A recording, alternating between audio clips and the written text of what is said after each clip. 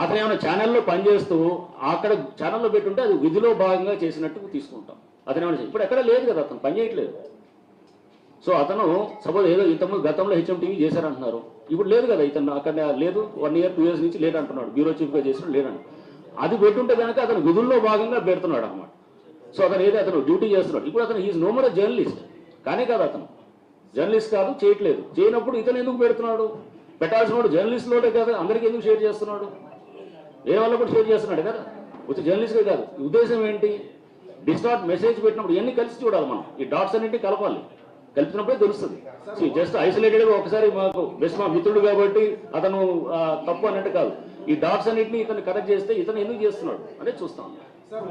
అతను ఏమైనా ఛానల్లో పనిచేస్తూ అక్కడ ఛానల్లో పెట్టుంటే అది విధిలో భాగంగా చేసినట్టు తీసుకుంటాం. అతను ఏమైనా ఇప్పుడు ఎక్కడ లేదు కదా, అతను పని చేయట్లేదు. సో అతను సపోజ్ ఏదో ఇంతకుముందు గతంలో హెచ్ఎంటీవీ చేశారంటున్నారు, ఇప్పుడు లేదు కదా, ఇతను అక్కడ లేదు, 1 year 2 years నుంచి లేదంటున్నాడు, బ్యూరో చీఫ్గా చేసిన లేదండి.